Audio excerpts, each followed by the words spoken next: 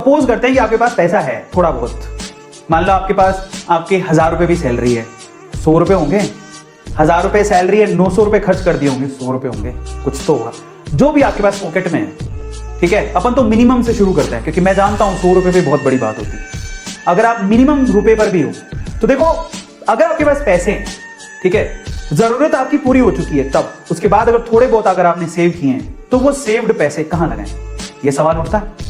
तो सेव्ड पैसे कहां कहां लगाए जा सकते हैं? एक तो आप लगा सकते हो बिजनेस में। अब बिजनेस में थोड़े पैसों से काम ही नहीं चलता, प्रॉब्लम ये है। तो आप बिजनेस में लगाओगे, ये रिस्की बहुत ज्यादा है, लेकिन इसके रिटर्न का कोई मुकाबला ही नहीं है। अगर वो बिजनेस चल पड़ा तो इसके रिटर्न का कोई मुकाबला नहीं है। इसका मतलब बिजनेस सबसे ज्यादा प्रॉफिटेबल है अगर आपको अपने आप पे यकीन है और अगर आप हाई रिस्क उठाने को तैयार हो तो। लेकिन हर किसी में ये मादा नहीं होता। सबसे इंपॉर्टेंट चीज क्या है? बिजनेस में समय भी बहुत लगता है। इतना तो समय हमारे पास है ही नहीं, इतना टाइम कैसे देंगे? अब दूसरी चीज पर आते हैं। If you have money you can invest that money. आप उस पैसे को इन्वेस्ट कर सकते हो। तो बिजनेस तो भूल जाओ, इन्वेस्टमेंट पे आ जाओ, यही हमारा टारगेट है।